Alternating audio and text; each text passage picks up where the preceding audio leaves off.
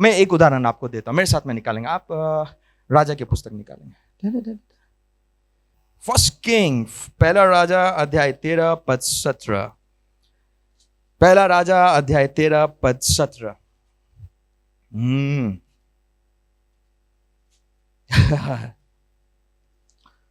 परमेश्वर आज कुछ कर रहा है यहां पर, और अगर आप इस आत्मिक सच्चाई को समझ लें, आई एम टेलिंग यू, आपका 2021 बहुत बेहतर होने वाला है।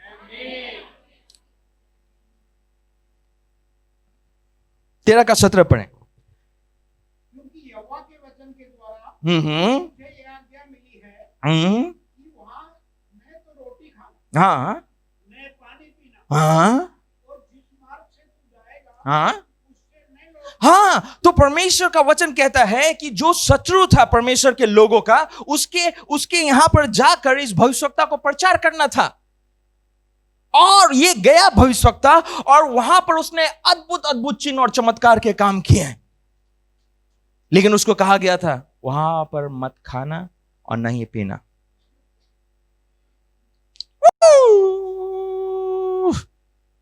और ये मैं आपको केवल एक उदाहरण दे रहा हूं, यहीं पर हैं आप।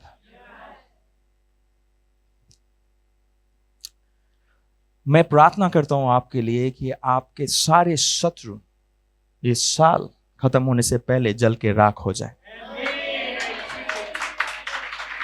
जिन्होंने आपके व्यवसाय में आग लगाई है, उनके व्यवसाय में आग लग जाने पाए। You see that?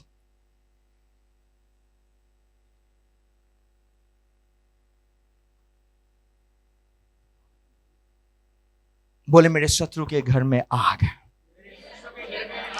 ना ना ना ना ना ना ना, मैं अब आपके मेरे चाचा जी के घर में आग नहीं बोल रहा हूं, आपके शत्रु जो शैतान है। Get it clear? हाँ, पास्टर जी तो आजकल विचक्राफ्ट सिखाने लगे। और अगर सच में ही कोई एक ऐसा शत्रु है जो आपको सता रहा, उसके घर में आज के दिन आग लगने वाले हैं। मेरे साथ में बोले, मैं बोल रहा हूं आपको बोलने के लिए, मेरे शत्रु के ऊपर आग हो। बोले और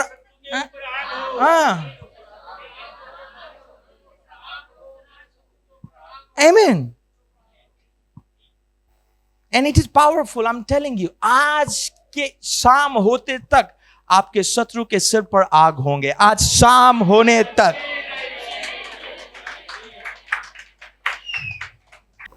I am telling you, this is happening now.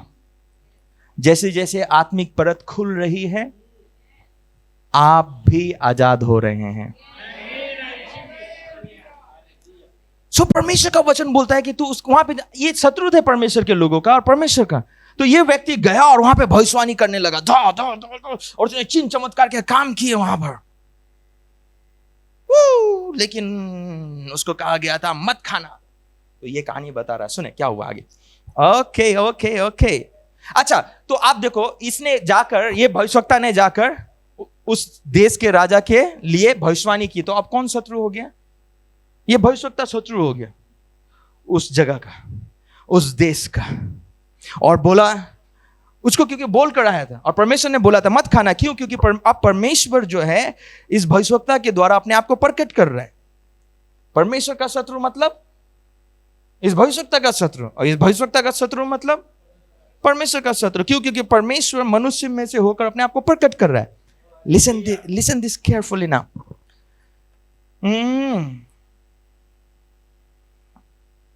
उसने कहा, मैं 16, उसने उससे कहा, मैं ना तेरे संग लौट सकता हूं, ना तेरे संग घर में जा सकता हूं, ना मैं इस स्थान में तेरे संग रोटी खाऊंगा, ना पानी पीऊंगा, क्योंकि यहोवा के वचन के द्वारा मुझे यह आज्ञा मिली है कि वहां ना तो रोटी खाना, ना पानी पीना, और जिस मार्ग से तू जाएगा उससे ना लौटना। 18, उसने कहा, जैसा तू नबी है वैसा मैं भी नबी हूं, और मुझसे एक दूत ने यहोवा से वचन पाकर कहा कि उस पुरुष को अपने संग घर लौटा ले आ कि वो रोटी खाए और पानी पिए, और उसने उससे झूठ कहा।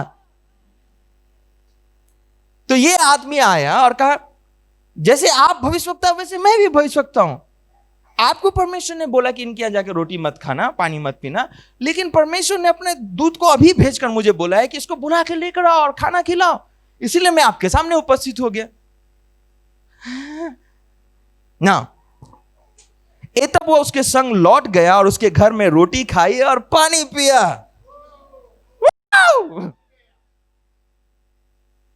जिस चीज के लिए मना किया था वही जाके उसने कर दिया। और वचन कहता है जब वह मेज पे बैठे ही थे कि यहोवा का वचन उस नबी के पास पहुंचा जो दूसरे को लौटा लाया था। यही झूठा भविष्यवक्ता जिसने झूठ कहा, उसके पास अब परमेश्वर का वचन प्रकट हुआ। उसने परमेश्वर के उस जन को जो यहूदा से आया था पुकार के कहा, यहोवा यूं कहता है, इसलिए कि तूने यहोवा के वचन न माना जो आज्ञा तेरे परमेश्वर यहोवा ने तुझसे दी थी, उससे भी ना माना, परंतु जिस स्थान के विषय में उसने तुझसे कहा था, ये मैं 21 और 22 पढ़ रहा हूं, उसमें ना तो रोटी खाना ना पानी पीना, उसी में तूने लौट कर रोटी खाई और पानी भी पिया। इस कारण तुझे अपने पुरखाओं के कब्रिस्तान में मिट्टी नहीं दी जाएगी। पहली बात हम क्या सीख सकते हैं कि जिसको हम लोग आजकल बोलते हैं झूठा भविष्यवक्ता, झूठा भविष्यवक्ता, एक्चुअली झूठा भविष्यवक्ता का मतलब होता है कि दुष्ट आत्माओं से प्रेरित हुआ।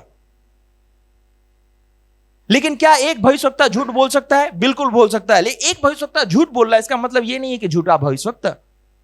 ये वही भविष्यवक्ता है जिसने झूठ बोला, लेकिन सच्चे भविष्यवक्ता के पास में आकर परमेश्वर की आवाज बात नहीं की। इसी भविष्यवक्ता के पास में जिसने झूठ कहा था, परमेश्वर का आवाज प्रकट हुआ और उससे बात करने लगा।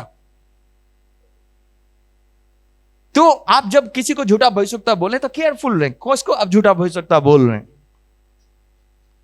हर एक भविष्यवक्ता झूठा भविष्यवक्ता नहीं होता, यहां तक कि यह भी भविष्यवक्ता झूठा भविष्यवक्ता नहीं था। उसने झूठ बोली, लेकिन क्या परमेश्वर ने उस भविष्यवक्ता का इस्तेमाल किया? अपने ही भविष्यवक्ता के विरोध में उसने उस भविष्यवक्ता का इस्तेमाल किया जिसको आज हम झूठा भविष्यवक्ता बोलते हैं ना। अब ये जो शत्रु था, ये अभी श्राप देकर आया, किसी को बहुत महान कार्य कर आया, और इसको वहां पे जाकर रोटी नहीं खानी थी ना पानी पीना था, लेकिन खाया पिया और टेबल में बैठ के गप्पे मार रहा था।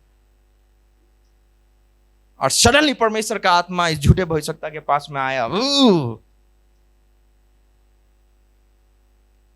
कई लोग कहते हैं ना, अरे इसका तो 2 बीवी है, कैसे चिन्ह चमत्कार का काम कर रहे हैं? क्यों नहीं कर पाएगा? इसने झूठ बोला, तब परमेश्वर का आत्मा बात कर रहे हैं। अरे वो तो दारू पीता है, कैसे चिन्ह चमत्कार का काम कर रहे हैं? आप लोगों को दारू, झूठ और कपड़े से नापते हैं, परमेश्वर किसी और चीज से नापता है।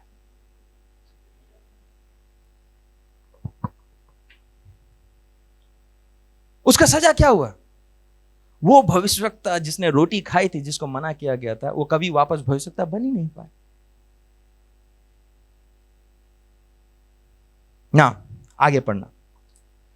जब वो खा पी चुका, तब उसने परमेश्वर के उस जन के लिए जिसको वह लौटा लाया था गधे पर काठी बंधवाई। जब वो मार्ग में चल रहा था तो एक सिंह उसे मिला और उसे मार डाला, और उसका सब मार्ग पर पड़ा रहा, और गधा उसके पास खड़ा रहा और सिंह भी उसके पास खड़ा रहा।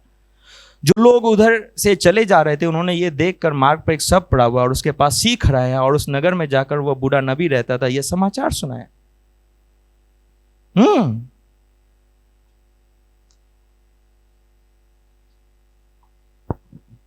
इस नबी ने, उस देश के भविष्यवक्ता ने उसको रोटी खिलाया, पानी पिलाया और उसके सिर पर मानो अंगार रख दिया। वो कभी भी फिर ऊपर नहीं उठ पाया। यहां तक कि जब वो जा रहा था तो मार्ग में सिंह ने उसको मार डाला। अब मैं इस प्रकाशन के विषय में बात नहीं करूंगा आज की क्यों उसके शव को सिंह ने नहीं खाया, किसी और दिन। लेकिन जरा ध्यान दें, जिस चीज के लिए परमेश्वर ने उसको मना किया था उसने वही काम किया, क्योंकि परमेश्वर आत्मिक सिद्धांतों पर कार्य करता है। परमेश्वर को पता था यह सिद्धांत, और इसलिए परमेश्वर ने बार बार अपने लोगों को चेताया ये नहीं करने के लिए।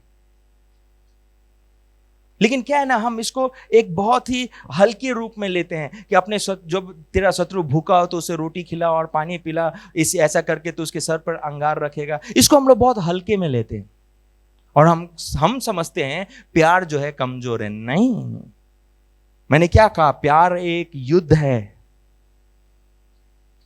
अगर आप प्यार का इस्तेमाल करते हैं, प्रेम का इस्तेमाल करते हैं, कोई भी नहीं ठहर सकता है। ये एक अलग प्रकार का हथियार है। हां, यीशु मसीह ने उठकर किसी को थप्पड़ नहीं मारा, लेकिन ये कहना कि हे पिता इनको माफ कर, क्योंकि ये नहीं जानते क्या है, ये क्या कर रहे हैं, उनके सर पर अंगार रखना था। उनका राज्य बर्बाद हो गया। सामर्थ्य से नहीं कर पाए, वो कोई भी सामर्थ्य से नहीं रोक पाए। यहां पर एक आदमी आया और प्यार के शब्द का इस्तेमाल करता है, प्यार के बारे में बात करता है, माफी देता है और उसको कोई नहीं रोक पाता है।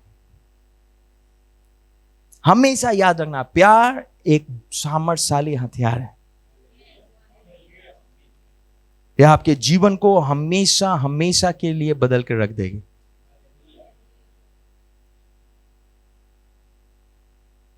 अगर आप सब कुछ कर रहे हैं और लोग नहीं बदल रहे हैं, प्यार का प्रयोग करें, देखो आप कैसे लोगों को बदलेंगे। तो जब ये साल खत्म हो रही है, क्या करना चाहिए आपको?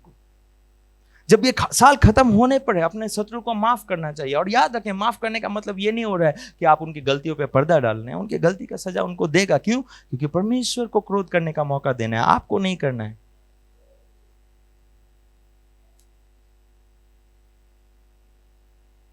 इसीलिए अगर आप मुझे देख रहे हो और अगर आपका पास्टर से नहीं बनता हो, I will tell you, be very careful. या ना तो चर्च में मत आओ, कभी जीवन में कभी भी चर्च में मत जाओ। अगर जाते हैं तो आदर करना, क्योंकि आपका पासवान आपके लिए बहुत खतरनाक हो सकता है। जाने अनजाने में आप अपना जीवन बर्बाद कर रहे हैं। और हो सकता है कि पादरी साहब को वो सिद्धांत के बारे में पता नहीं हो, लेकिन वो आपके लिए प्रार्थना कर कर, आपको आशीष के शब्द देकर, आपको रोटी खिलाकर, जरूरत के समय में आपका मदद कर कर वो आपके सर पर ही कोयला डाल रहे हैं। हो सकता है ये पता नहीं हो, लेकिन आपको चाहे गुरुत्वाकर्षण बल के बारे में पता हो या ना पता हो, अगर छत से कूदेंगे तो पांव टूटेगी।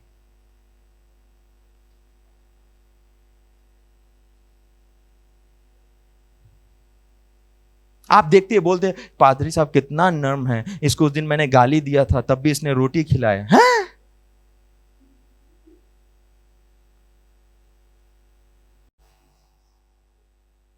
अगर आपने मुझे गाली दी और मैं आपको अपने ऑफिस में बैठा के चाय पिला रहा हूं, तो समझ जाना मैं क्या कर रहा हूं।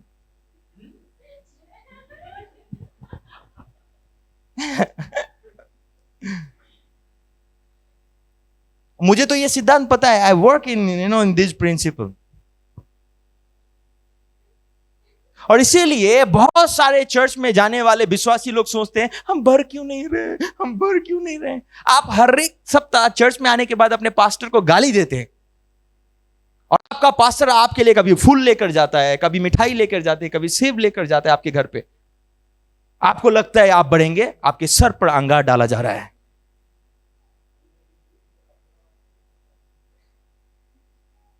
जाने अनजाने में आपको मार रहे हैं। इससे अच्छा आप चर्च मत आओ, और आते हो समर्पित रहो। इसीलिए वचन में लिखा है, इसीलिए वचन में लिखा है कि यदि तू बलिदान चढ़ाने आए और तुझे याद आए कि तेरे भाई के मन में तेरे प्रति कुछ है, तो बलिदान को छोड़ के वहीं जाना सबसे पहले। ना ना ना ना ना ना, ये नहीं लिखा है कि आपके मन में कुछ हो, ये लिखा है कि अगर उसके मन में कुछ हो। अरे भाई, उसके मन में कुछ है, मेरे मन में क्यों कुछ होगा? लेकिन दूसरे के मन में कुछ है, आपके भाई के मन में कुछ हो, तो बलिदान वहीं छोड़कर जाना। क्यों? क्योंकि वो बलिदान किसी काम के नहीं आएंगे। क्यों? क्योंकि आप वहां से जाएंगे और अपने भाई के यहां जाके खाना खाएंगे और आपका भाई आपके सर पर अंगार रखेगा। आप यहां पे बढ़ोतरी का जितना भी बलिदान दे, आप नहीं बढ़ेंगे। इसीलिए कहा है, जब तू बलिदान चढ़ाने आए। बलिदान क्यों चढ़ाते हैं? क्योंकि हम उन्नति हो, हमको आशीष प्राप्त करे। आपको कैसे आशीष प्राप्त होगी? क्योंकि आपके भाई के मन में कुछ है जो पड़ोसी के मन में नहीं लिखा है, भाई के मन में कुछ हो। आप रात को जाके उसी के साथ में भोजन करेंगे और वो आपको रोटी खिलाएगा, ले भाई खा, अपने हाथों से तोड़कर, और उसके मन में आपके प्रति कुछ होगा, खा ले खा ले, तूने मेरे साथ में बहुत बुराई की है, खा। कभी कभी मैं देखता हूं टीना पूजा को बहुत बुला बुला के क्या क्या देती रहे। सावधान, मैं लड़ा नहीं रहा हूं, ठीक है? Be careful. कभी कभी लोग आके मुझे कहते हैं, पास्टर जी पता है मेरा भाई तो बहुत अच्छा है, मैंने उस दिन उसको 2 चांटे मारे, दूसरा दिन तो वो मुझे मतलब लाके मटन खिला रहा है, और मैं सोच रहा हूं आप मटन खा के बहुत खुश है और आपका पूरा सर जल रहा है, आपको पता नहीं। जरा सोचो, शब्द को देखो, लिखा है कि तू उसके सर पर रोटी खिला के तू उसके सर पर अंगार रखेगा, जहां पर उसकी कभी उन्नति नहीं होगी। क्यों ऐसा करना है? परमेश्वर को क्रोध को मौका देना है। उस वचन को आराम से पढ़ो, लिखा है परमेश्वर को क्रोध करने का मौका दो। और जब तेरा शत्रु भूखा हो, मतलब क्रोध करने का मौका हम तब देते हैं जब हम अपने शत्रु को खिलाते हैं। माफ दो, माफ करो, माफ करो, माफ। लेकिन जब आप खुद क्रोध करते हैं, आप क्या कर रहे हैं? आप तो खुद जहर पी रहे हैं और दूसरों के मरने की आशा कर रहे हैं, मर जाए मर जाए मर जाए मर जाए। आप मर रहे हैं। परमेश्वर ने हमको बेस्ट चीज दिया है, क्या? अपने शत्रु को माफ करना। परमेश्वर ने हमको एक उत्तम मार्ग दिखाया है, अपने शत्रु के लिए प्रार्थना करना। परमेश्वर ने हमको उत्तम मार्ग दिखाया है, जो भूखा हो, अगर तेरा शत्रु भूखा हो तो उसको खिलाना और पानी पिलाना। अच्छा, मैं बिल्कुल ये नहीं कह रहा हूं कि आप मन में रख कर करें, ये करना है, लेकिन अब ये सच्चाई उनको जानना जरूरी है जो आपके पास में आकर खाते हैं। ये मन में रखना नहीं है कि मैं तो इसको बर्बाद ही कर दूंगा, नहीं नहीं नहीं इसलिए रोटी, नहीं नहीं नहीं नहीं नहीं, दैट्स कम्स अंडर बिटरनेस, वो आपको नहीं रखना है। हाँ हाँ, क्रिसमस बदला लेने का समय आ रहा है, आइए खाइए। हम लोग कहते हैं ना, बुरा ना मानो होली है, ला खाओ मेरे यहाँ आके। हो, क्या कर रहे हैं आप?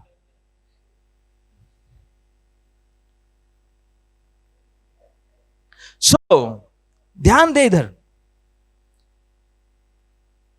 तो मैं आपको ये नहीं सिखा रहा हूं कि आप किसी को बिटरनेस रख के मैं तो अब इसको खिला खिला के बर्बादी कर दूं, नहीं नहीं नहीं, वो नहीं है।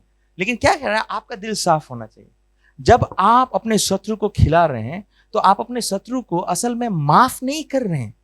आपको माफी देकर आपको अलग हट जाना, मतलब परमेश्वर को क्रोध करने का मौका देना है। आप परमेश्वर और ये व्यक्ति, मैं अलग हूं। इसका मतलब है इसके खून का लेखा मेरे हाथ में नहीं है, मैं बिल्कुल अलग हूं। परमेश्वर मारेगा उसको, मेरा काम यह है रोटी खिला देना और माफी देना। कई लोग माफी का गलत अर्थ समझते हैं। वो उनको लगता है माफी देने का मतलब है भैया हालेलुया प्रेज द लॉर्ड, आइए ना मेरे घर पे बैठ के चाय पियेंगे। माफी देने का मतलब कतई ये नहीं है आइए ना मेरे घर में बैठ के चाय पियेंगे। माफी देने का मतलब है आप अपने घर में चाय पीजिए, मैं अपने घर में चाय पीऊंगा। आप अपना जीवन से मतलब रखिए, मैं अपने जीवन से मतलब रखूंगा। माफी को लोगों ने गलत ले लिया है।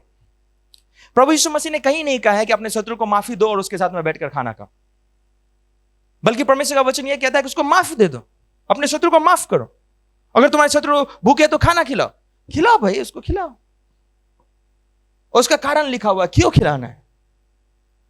और फिर रोमियो की पत्री में पौलुस साफ साफ बताता है कि आखिर आप खिला के कर क्या रहे हैं, परमेश्वर के क्रोध को मौका दे रहे हैं।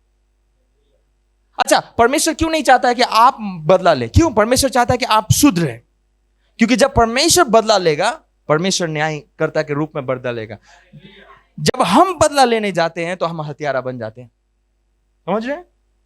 तो बदला लेना हमारा काम नहीं है, बदला लेना परमेश्वर का काम है। अब हम परमेश्वर को बदला लेने का मौका देते हैं रोटी खिला के, और हम अलग हो जाते हैं। यीशु मसीह के कार्यचरित्र पर थोड़ा सा ध्यान दे। यीशु मसीह ने क्या किया? Very simple. उसको पता था ये आदमी जीवन भर मुझे धोखा दे रहा, मेरा पैसा चुरा ले रहा, मेरे नाम के विषय में बदनामी कर रहा है। उसने रोटी दी।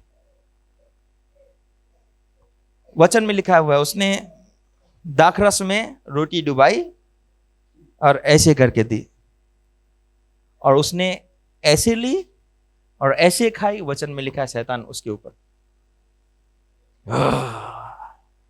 और जैसे ही उसके ऊपर शैतान आया, उसको लगा उसको 30 चांदी के सिक्के मिल गए, लेकिन बर्बादी की ओर जा रहा था।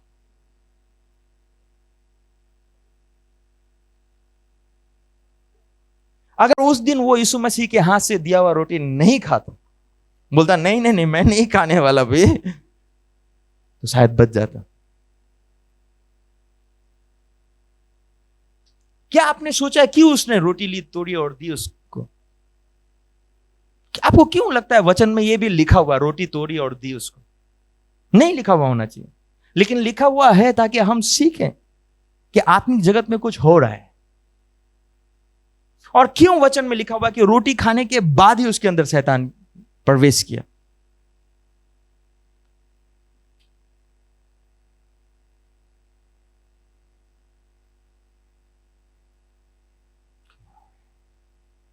इसलिए जब साल खत्म होने वाली है, माफी दे, माफी देना सीख ले। It will save you. आप महान ठहरेंगे। अगर आपका कोई शत्रु है ना, उसको बिटरनेस में हमेशा बोलता हूं, कड़वाहट जहर है जो आपको नीचे खींचेगी। इट विल किल यू, बुरी तरीके से बर्बाद कर देगा। बर्बाद ना हो। मैं वापस बोल रहा हूं, कई लोग रोते हैं हमारे आके कि हम माफी नहीं दे सकते, उन्होंने मेरे साथ में ऐसा ऐसा किया है। और लोगों को लगता है माफी देने का मतलब है कि दूसरे पक्ष वाले लोग जिन्होंने गलती किया है उनको उनकी जिम्मेदारी से मुक्त करना। नहीं, किसने कर दिया? किसने कह दिया कि जिसने आपके साथ में बुरा किया है उनको उनके जिम्मेदारी से आप मुक्त कर रहे हैं? बिल्कुल भी नहीं। माफी देकर आप मुक्त हो रहे हैं, उसको उसका पूरा फल मिलेगा, उसको उसका पूरा फल मिलेगा। इस संसार में कोई भी व्यक्ति ऐसा नहीं है जिसने गलती किया हो और बच के निकल गया हो। नन। कोई भी सिंगल आदमी नहीं है, क्योंकि वचन कहता है कि तुम जैसा फल बोओगे वैसा ही। सिंपल।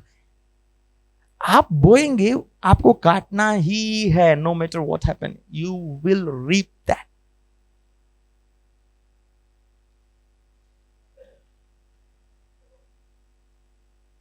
हालेलुया।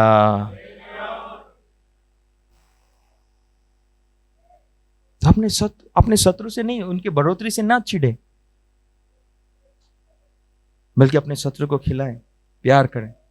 और मैं वापस बोल रहा हूं, मैंने जो आपको अभी प्रकाशन दिया उसका मतलब ये नहीं है कि आप जलन से मैं तो इसको बर्बाद कर दूंगा। अब फोन करके भैया जी आ जाना, आपको है ना, आपके लिए मैंने केक बनाया है। ना ना ना ना ना ना। एक बात मैं आपको बता देता हूं, बहुत सारे पति नहीं, लिसन लिसन लिसन, बहुत सारे पति नहीं बढ़ रहे हैं। इसका कारण क्या है पता है? क्योंकि वो अपने पत्नी के दिल को तोड़ रहे हैं, और फिर उन्हीं के हाथों से बना हुआ गर्मा गर्म रोटी भी चाहिए। It's not joke, don't laugh. इसलिए परमेश्वर का वचन कहता है कि अगर तू चाहता है कि तेरी प्रार्थना ना रुक जाए तो अपने पत्नी से मेल कर ले। क्यों लगता है, क्यों कह रहा है,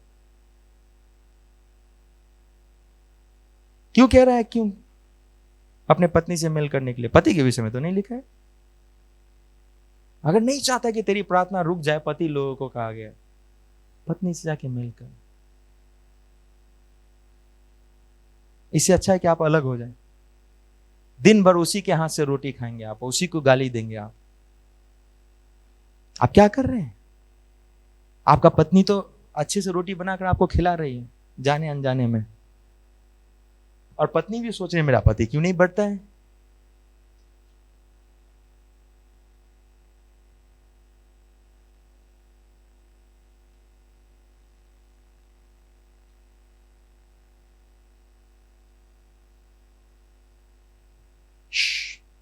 समझ में आ रहा है आपको? इसलिए कोई कोई अपने पत्नी से दूर रहती है, रोटी नहीं खाने का, मैं खुद ही रोटी बना के खा लूंगा भाई। है कि नहीं योगी जी?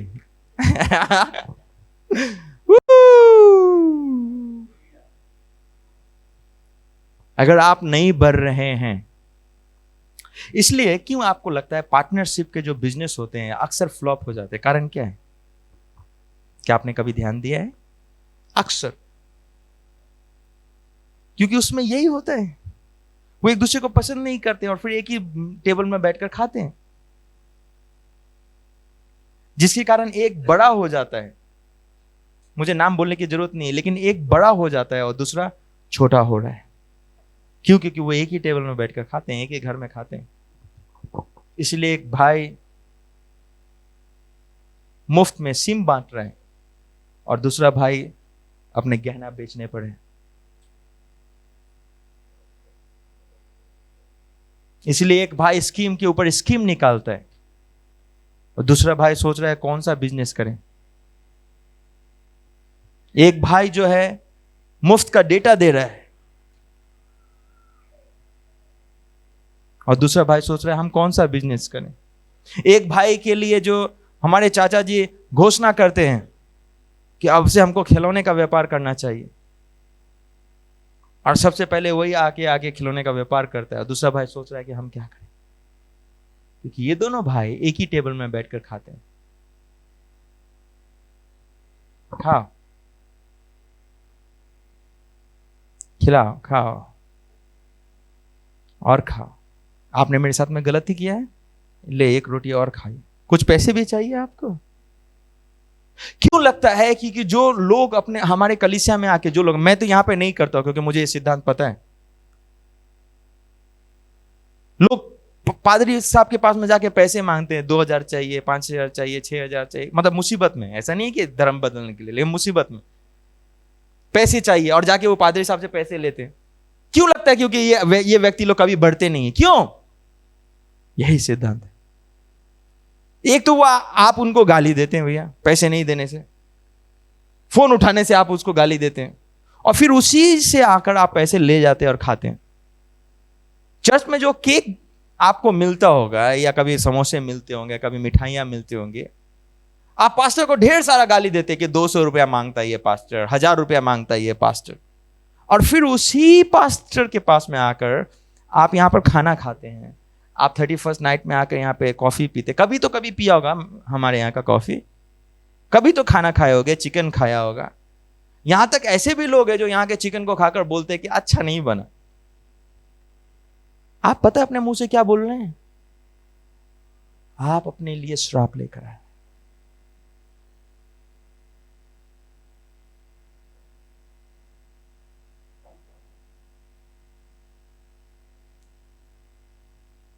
शायद हमारे लोग अगर आत्मिक सिद्धांतों के विषय में थोड़ा सा सेंसिटिव हो जाए, संवेदनशील हो जाए, हम कई मुसीबतों से बच सकते हैं।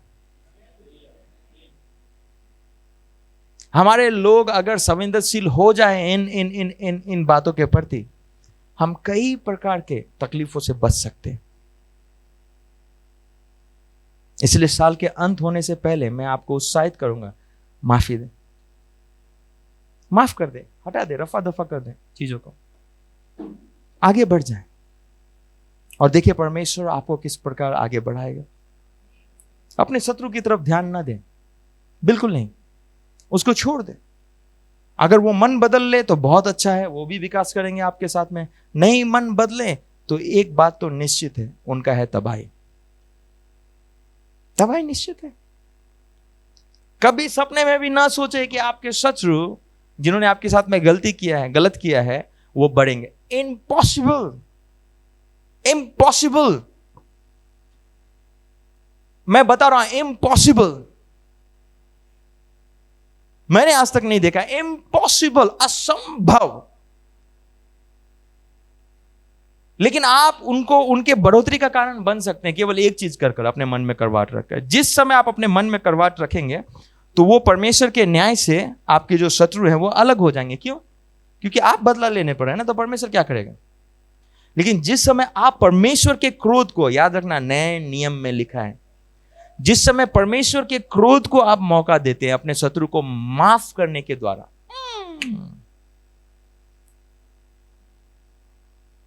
This is powerful.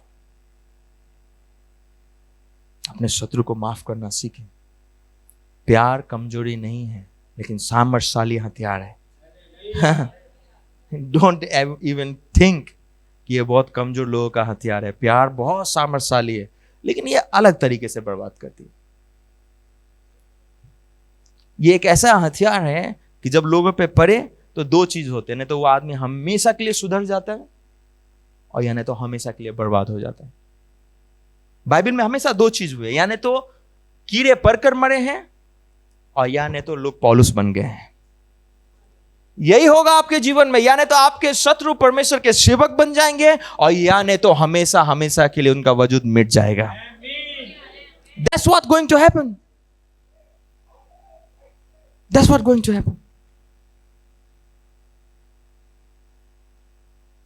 हल्के में मत लो इसको। साल का अंत है, साल का अंत है, साल का अंत होने वाला है।